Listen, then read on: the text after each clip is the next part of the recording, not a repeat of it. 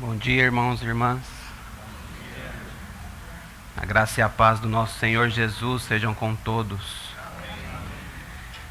De fato, amados irmãos, a presença do Senhor aqui em nosso meio, ela é mais real do que esse ar que nós respiramos.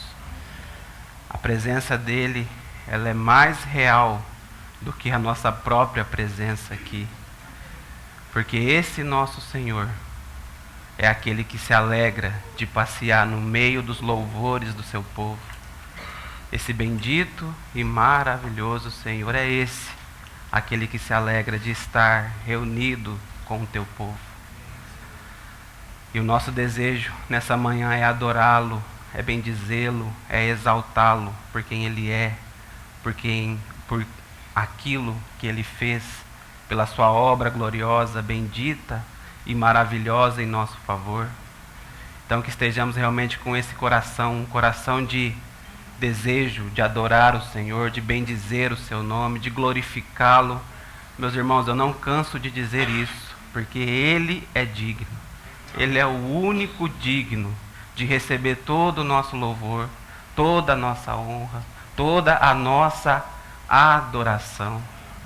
E se o amor do Senhor de fato cativou o seu coração, se um dia você experimentou o amor que o Senhor tem por cada um de nós, essa vai ser a sua reação. Uma reação de adoração, uma reação de louvor, uma reação de se prostrar diante desse que é o soberano do universo. Não terá uma reação diferente. Se um dia você contemplou aquele amor tão maravilhoso, tão misericordioso que ele dispensou lá na cruz, um amor provado, um amor testado e um amor que foi aprovado. Louvamos o nome do Senhor, bendizemos o nome dele e que realmente nessa manhã nós o adoremos porque ele é digno. Senhor, nós bendizemos o teu santo nome, Senhor. Gratos somos a ti por essa preciosa oportunidade que o Senhor nos concedeu. Senhor, nós sabemos que para chegarmos até aqui, o teu caminho não foi fácil. O Senhor enfrentou, Senhor, diversas adversidades. O Senhor caminhou resoluto até aquela cruz e lá o Senhor se ofereceu em nosso favor. Amado Senhor, que grandiosa obra, que grandioso amor, que nessa manhã de fato, Senhor, nós possamos louvar e bendizer o teu santo nome. Nos conduza pelo teu Santo Espírito para a tua própria glória. Amém. Amados, enquanto eu meditava na palavra, me preparando para esse tempo, em minhas leituras eu me deparei com um texto que eu queria colocar aqui como uma espécie de introdução para os meus irmãos. Não precisa abrir não, mas Hebreus capítulo 5, a partir do verso 7, ele nos diz o seguinte: ele, Jesus, nos dias da sua carne, tendo oferecido com forte clamor e lágrimas, orações e súplicas a quem o podia livrar da morte, e tendo sido ouvido por causa da sua piedade, embora sendo filho, aprendeu a obediência pelas coisas que sofreu, e tendo sido aperfeiçoado, tornou-se o autor da salvação eterna para todos os que lhe obedecem, tendo sido nomeado por Deus sumo sacerdote segundo a ordem de Melquisedeque. Amados, esse texto ele é muito lindo e muito instrutivo também. Nós sabemos pela palavra, e a palavra deixa isso muito claro, que Jesus Cristo é um, tal como Deus o Pai. Ambos são um, ambos são Deus. Jesus é coeterno como Deus o é. Jesus é todo-poderoso como Deus o é. Jesus sempre existiu, ele é Deus. Isso tem que ficar claro para nós. É um ponto firme da nossa fé. É algo que é essencial, a qual nós não podemos negociar. Inclusive, há muito ataque nesse ponto. E isso precisa ficar bem claro na nossa mente, que ele é Deus. Que ele sempre foi Deus, que ele sempre existiu, que ele é um coeterno com o Pai. Então, com isso, claro, quando a gente lê esse texto aqui, soa até estranho. Por exemplo, palavras como clamor e lágrimas, orações e súplicas. Por exemplo, também aprendeu a obediência, também tendo sido aperfeiçoado. Mas como assim, né? Deus sendo aperfeiçoado? Deus devendo obediência a alguém?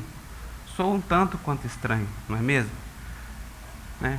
Essas perguntas surgem em nosso coração e eu quero usar as palavras do nosso irmão Thomas, que no último domingo à noite trouxe algo que eu creio que responde perfeitamente essas perguntas para nós. O irmão disse naquela ocasião, tratando de oração, mas ele disse o seguinte: Jesus, ele poderia fazer tudo se assim o desejasse. Prestem atenção, irmãos. Jesus poderia fazer tudo se assim o desejasse, por sua própria força, e ele tinha, pois é Deus. Mas ele escolheu não se valer de toda a sua divindade que nele encontrava-se, para que, como homem perfeito, vivesse plenamente dependente do seu Pai. Tudo ele dependia do seu Pai. Então veja, meus irmãos, houve um dia na eternidade passada em que o nosso Senhor Jesus, aquele que é Deus, que é coeterno com Deus, aonde ele escolheu se esvaziar de toda a sua glória, aonde ele escolheu viver em dependência do Pai, aonde ele escolheu se tornar um homem semelhante a nós, mas um homem perfeito. Por quê? Porque ele não tinha pecado, ele não tinha mancha, ele não tinha mácula. Ele escolheu se tornar dependente de seu Pai. E foi um movimento lindo de amor que ele fez em nosso favor, quando ele abriu mão de toda a sua glória, de todo o seu louvor, e desceu até aqui como homem, para que como homem ele pudesse fazer essa obra tão gloriosa em nosso favor. Mas como eu já disse, algo precisa ficar claro em nossos corações, é que ele também nunca deixou de ser Deus. Mas enquanto ele viveu nessa terra, ele escolheu depender do Pai.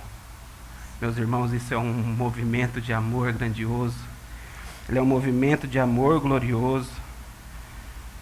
E a palavra deixa isso muito claro, que em Deus tem essas duas naturezas. Ele é homem, em Jesus tem essas duas naturezas. Ele é homem e ele é Deus. E ambas naturezas são perfeitas e habita nele de maneira perfeita. Um versículo para deixar isso que eu estou falando de uma maneira arraigada no nosso coração, de que ele é Deus, ele sempre foi Deus. Um versículo muito conhecido nosso diz assim: no princípio era o Verbo, e o Verbo estava com Deus, e o Verbo era Deus. Ele sempre foi Deus, ele nunca deixou de ser Deus.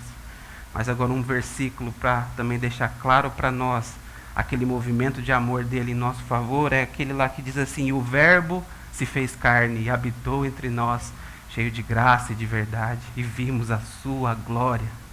João dizendo que o Verbo, Deus, se fez carne, se fez homem, por amor de cada um de nós. Então, com isso em mente, meus irmãos, com essa realidade em mente, que realidade preciosa é essa? Eu quero pedir para os meus irmãos abrirem Mateus 28, capítulo 18. Mateus 28, versículo 18.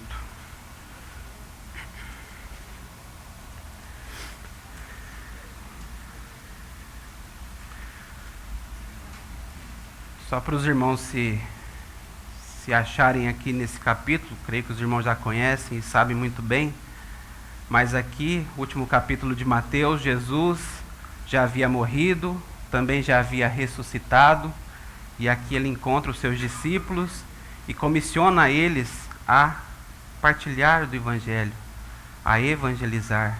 Ele diz: ide. Os irmãos, inclusive, chamam esse trecho aqui do grande comissionamento. Mas eu quero que nós prestemos atenção nesse versículo 18, onde o Senhor Jesus chega aos seus discípulos e fala: e chegando-se Jesus, falou-lhes dizendo: toda a autoridade me foi dada no céu e na terra. Irmãos, eu só quero fazer aqui um pequeno parênteses bem rapidinho. Eu sei que não é o momento e nem a hora, mas muitas versões trazem a palavra poder aqui.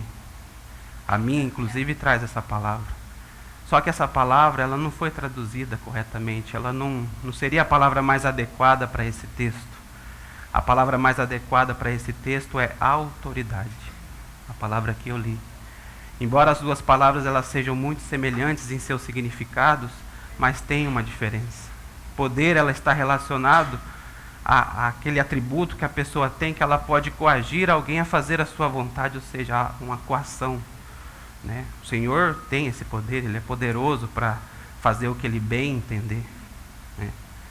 Mas a autoridade, ela está mais relacionada com a habilidade de influenciar as pessoas.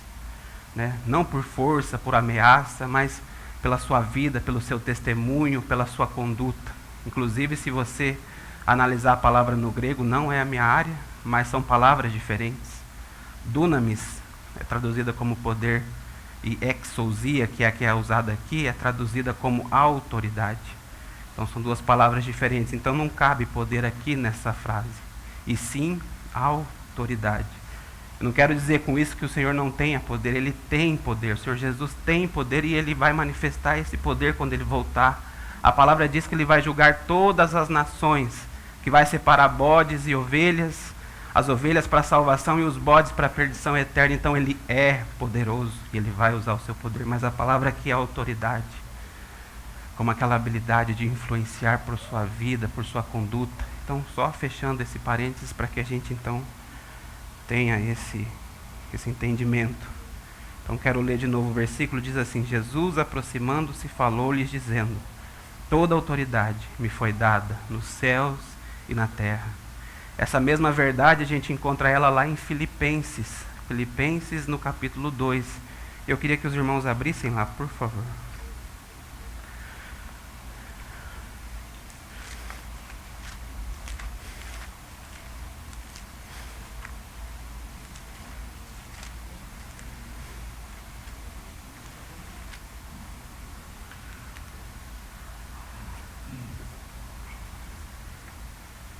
Filipenses no capítulo 2, a partir do verso 9. A palavra do Senhor diz assim, Paulo escrevendo aos Filipenses: por isso também Deus o exaltou soberanamente, e lhe deu o nome que é sobre todo nome, para que ao nome de Jesus se dobre todo o joelho dos que estão nos céus, na terra e debaixo da terra, e toda língua confesse que Jesus Cristo é o Senhor, para a glória de Deus Pai.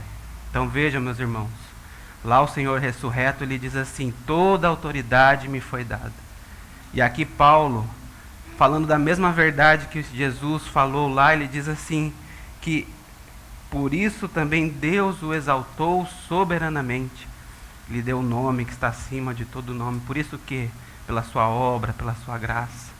Então essas são as mesmas verdades dita pelo Senhor e dita aqui pelo apóstolo Paulo. Mas algo assim que é lindo de ver é tocar nos versos antecessores a esse que nós lemos aqui em Filipenses. Se os irmãos quiserem colocar os seus olhos, a partir do verso 5 diz assim: de sorte que haja em vós o mesmo sentimento que houve também em Cristo Jesus, que sendo em forma de Deus, não teve por usurpação o ser igual a Deus, mas fez-se a si mesmo de nenhuma reputação, tomando a forma de servo, fazendo-se semelhante aos homens, e achado na forma de homem, humilhou-se a si mesmo, sendo obediente até a morte, e morte de cruz.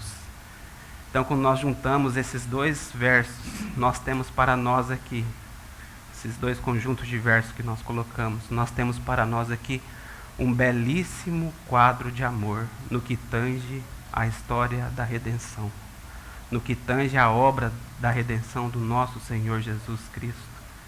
E por que esse belíssimo quadro de amor? Aqui ele já é ressurreto, sua obra já está feita, e ele diz: toda autoridade me foi dada. Paulo diz que Deus o exaltou soberanamente, mas antes houve uma obra. Antes houve um esvaziar-se, antes houve um humilhar-se. Mas ainda quero voltar um pouquinho antes dele se encarnar. Como eu disse para os meus irmãos, ele era Deus, ele é Deus, nunca deixou de ser. Ele gozava de toda a autoridade, de todo o poder, de toda a força. Ele era soberano. A palavra diz que tudo que nós vimos foi feita por meio dele. Sem ele, nada do que foi feito podia se fazer. Então, meus irmãos, prestem atenção no que a palavra nos diz. Jesus, sendo Deus, tendo toda a autoridade, toda a força, todo o poder, ele se esvazia e ele faz um movimento de amor em nossa direção. Ele se esvazia de tudo aquilo que ele tinha, para que ele pudesse então se tornar um semelhante a nós. É um quadro assim belíssimo realmente de amor. O Senhor Jesus, como nós vimos aí no texto lido, ele se esvaziou da sua glória. Ele escolheu não exercer o seu poder e a sua autoridade, do mesmo modo que fazia antes. Ele se submeteu ao Pai. É interessante que nesse movimento de amor do Senhor, a gente vê aí, provavelmente não havia entre a Trindade um relacionamento de autoridade, de submissão. Mas quando o Senhor Jesus ele faz esse movimento de amor em nossa direção, ele se coloca numa condição de submissão. O Pai assume a autoridade, o Senhor Jesus se coloca numa condição de submissão, de obediência ao Pai. Tremenda. Tanto que ele fala por diversas vezes que o Pai é maior do que ele, que aquilo que ele ouve do Pai, isso sim ele faz. Meus irmãos, que obediência. Meus irmãos, que movimento de amor por nós. O Senhor Jesus deixou tudo aquilo que ele era. O Senhor Jesus deixou tudo aquilo que ele era em nosso favor, para nos buscar, para nos encontrar, para prover para nós um caminho de salvação. Porque, meus irmãos, nós estávamos perdidos em nossos delitos e pecados. Mas o Senhor, com mão forte, com braço estendido, veio, nos resgatou e nos colocou sobre uma rocha que é Ele próprio. Então, meus irmãos, se isso não toca o nosso coração, nada mais pode tocar. Que o Senhor realmente nos dê um coração nessa manhã de adoração, de louvor ao Teu santo, poderoso e precioso nome. Realmente, esse quadro de versículo é uma demonstração de amor muito grande. O Senhor se esvazia de quem Ele era para vir até essa terra. Que precioso, que maravilhoso isso é. Mas talvez uma pergunta pode surgir no coração dos meus irmãos aqui. Porque quando a gente olha a palavra, nós vemos o Senhor muitas vezes agir com autoridade. E é muito interessante isso, porque essa ação de autoridade do nosso Senhor nos evangelhos, por exemplo, em Mateus, no capítulo 7, diz que ele falava como quem tem autoridade. Tantos milagres ele fez. Isso é demonstração de autoridade, de poder. Mas essa autoridade que o Senhor demonstrou, na verdade, era apenas um vislumbre pálido daquilo que ele tinha antes da sua encarnação. Essa autoridade que ele demonstrou era um resultado de uma vida de união e dependência do seu Pai. Então, de fato, meus irmãos, ele se esvaziou. Quando você vê ele realizando esses milagres por diversas vezes, você vai ver ele clamando ao Pai. Em João, quando ele ressuscita Lázaro, ele fala: Pai, faz isso para que eles creiam que tu me enviaste. Ressuscita Lázaro para que eles creiam que tu me enviaste. Depois os irmãos leem lá, João capítulo 11. Uma vida de união, de dependência, resultava nessa autoridade que ele tinha, mas essa autoridade ainda era pálida em relação à que ele tinha antes da fundação do mundo, a qual ele deixou por amor de cada um de nós. E isso é muito, realmente maravilhoso. E eu queria destacar aqui alguns poucos movimentos que o Senhor fez em nosso favor, que demonstra realmente que ele deixou a sua glória e veio aqui sofrer como um homem semelhante a nós. E o primeiro, é lógico, está nesse texto que nós lemos. A palavra diz que ele se humilhou, que ele tornou-se servo, homem, obediente a nós. Irmãos, imaginem vocês, aquele Criador de todas as coisas. Esses dias um irmão usou um termo que eu achei assim muito lindo, o arquiteto do universo. Imaginem vocês, aquele que sustenta todas as coisas pelo poder da sua palavra, sendo um homem semelhante a nós, estando limitado da mesma forma como nós somos limitados. Ele se humilhou, ele se tornou um semelhante a nós. Ele deixou toda a sua autoridade para que nós pudéssemos ter vida. Ele se tornou servo, como eu disse, ele se colocou numa posição de submissão ao Pai. O Pai como tendo toda a autoridade e o Filho sendo submisso a Ele. Meus irmãos, é algo que realmente não entra na nossa cabeça. Como pode o Criador de todas as coisas, o Deus Todo-Poderoso, um coeterno com Deus o Pai, o Filho, se tornar um semelhante a nós? Homem, de novo, repetindo, perfeito, sem pecado, sem mácula, sem mancha, isso precisa ficar claro. Ele era semelhante a nós, mas ele não tinha pecado. E esse homem viveu uma vida realmente totalmente perfeita. Esse homem viveu aqui na face da terra dependente do Pai, e não houve nada que nós pudéssemos indicar na vida dele que o desmerecia de qualquer forma, de maneira nenhuma. A palavra ainda nos diz que nós não temos um sumo sacerdote que não possa se compadecer das nossas fraquezas, mas um que, semelhante a nós, sofreu em todas as coisas, ele foi tentado, porém sem pecado. Esse Senhor que oferece a você, que oferece a mim a salvação, Ele conhece a nossa estrutura, Ele sabe que somos pó, Ele sabe que nós dependemos de ser empurrados, porque nós somos fracos, mas Ele se ofereceu naquela cruz. Ele proveu para nós uma grandiosa obra de salvação. Ele proveu algo maravilhoso a nosso respeito. Meus irmãos, então que nós possamos louvá-lo por isso. Um outro ponto que eu queria destacar, algo que eu gosto muito da palavra, é quando fala da angústia que ele sofreu lá no Getsemane.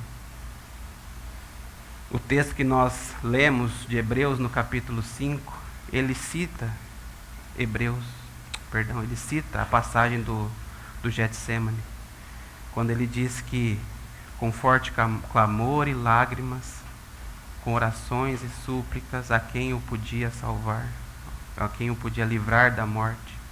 Ele está falando daquela passagem do Getsemane, onde o Senhor Jesus está angustiado por aquilo que ele enfrentaria logo mais. Logo mais ele estaria diante dos seus algozes, diante da sua morte iminente na cruz. Então aquilo o angustia. Inclusive o irmão Luiz, quando esteve aqui, disse que muito provavelmente esse choro, essas lágrimas, não era por conta de que ele tinha algum medo ou algo do gênero de ir até a cruz, mas era um temor de não chegar até lá, por conta do sofrimento, por conta dessa imputação de pecado, desse pecado que ele receberia sobre ele, dessa obra tão grandiosa que ele faria em nosso favor.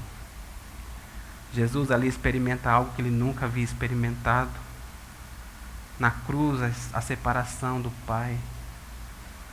Então aquela angústia foi tão grande que ele chega a suar sangue. O médico Lucas relata isso muito bem. Imaginem só vocês, mais uma vez, aquele que tinha toda a autoridade, aquele que tinha todo o poder, chegar a suar sangue por conta da sua condição de angústia, por conta daquilo que ele enfrentaria. E isso ele enfrentou para que nós pudéssemos ter vida, para que nós pudéssemos ser salvos, para que nós pudéssemos ter uma esperança. Meus irmãos, que obra grandiosa, que Senhor maravilhoso que nós temos. E um outro ponto que eu queria destacar, Paulo falando em Coríntios, ele diz: aquele que não conheceu o pecado, Deus o fez pecado por nós, para que nós pudéssemos ser feitos justiça de Deus. Que versículo lindo é esse! Jesus realmente não conheceu o pecado, ele nunca pecou, ele era um homem perfeito enquanto viveu aqui nessa terra, e ainda o é. Ele não conheceu o pecado, mas o Pai o fez pecado por nós. O Pai o entregou em nosso lugar. E o Senhor Jesus, obediente como Ele era, se ofereceu ao Pai em nosso favor. Ele tomou sobre si os nossos pecados, para que Ele pudesse fazer uma obra de salvação perfeita ao Pai, para que o Pai pudesse aceitar e nós pudéssemos ter uma esperança. Sem essa obra nós estaríamos perdidos, nós estaríamos condenados ao inferno.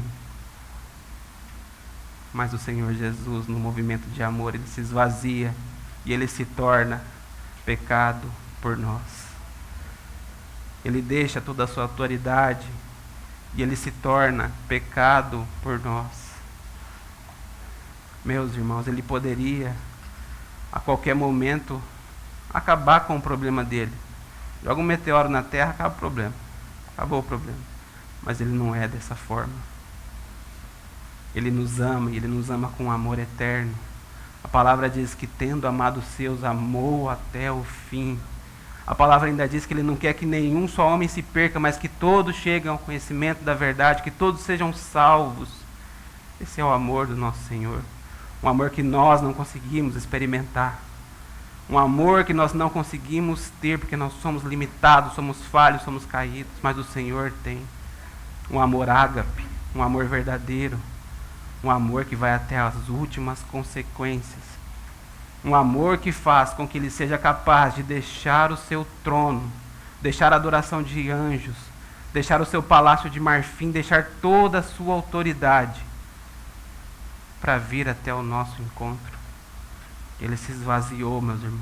Ele era coeterno com Deus, todo-poderoso, cheio de autoridade, mas Ele se esvazia e se coloca numa posição de submissão.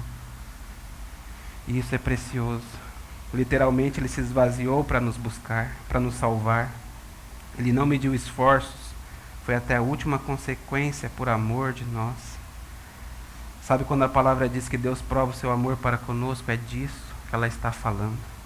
O Pai entregando o seu Filho por pecadores como nós. E o Filho igualmente também prova o seu amor se submetendo à vontade do Pai. E quando o Filho perfeitamente completa essa obra que lhe foi designada a fazer pelo Pai, Ele recebe de volta toda aquela autoridade que Ele tinha, todo aquele poder que Ele tinha antes de se encarnar.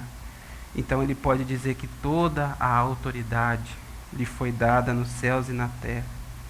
Vejam que essa autoridade ela é limitada, porque ela não está restrita a um lugar.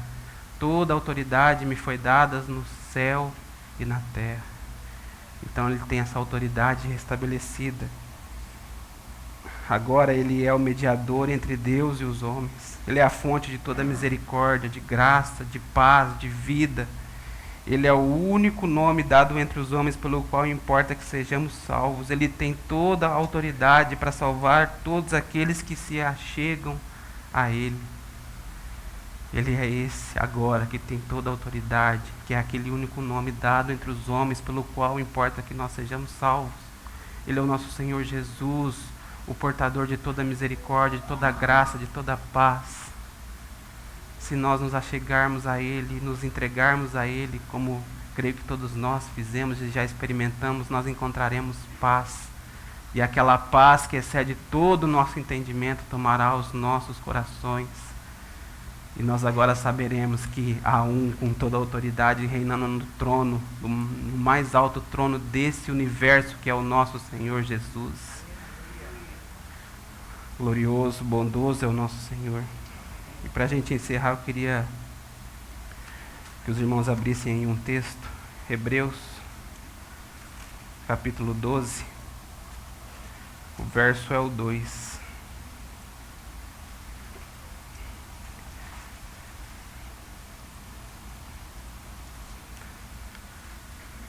Aqui, meus irmãos, vai responder uma pergunta muito interessante para nós. E a pergunta é: sabe por que o Senhor Jesus fez tudo isso? E a resposta está aí. Olhando para Jesus, o autor e consumador da fé, o qual, pela alegria que lhe estava proposta, suportou a cruz, desprezando a afronta, e assentou-se à destra do trono de Deus. Jesus, pela alegria que lhe estava proposta, ele suportou a cruz. E sabe que alegria é essa? E ele verá o fruto do seu penoso trabalho e ficará satisfeito. Irmãos, aqui estão os frutos do seu penoso trabalho. Aqui está o motivo da alegria do nosso Senhor, pelo qual ele suportou a cruz, que era nos salvar, que era nos resgatar, que era nos libertar. Então nessa manhã nós temos uma preciosa oportunidade mesmo de poder adorar o Senhor, de poder bendizer o seu nome, porque ele fez esse movimento de amor em nosso favor. Ele se esvaziou de todo o seu poder, de toda a sua autoridade, se humilhou, se submeteu em obediência ao Pai e nos alcançou, nos buscou, nos resgatou. Louvado seja o nome do Senhor, meus irmãos.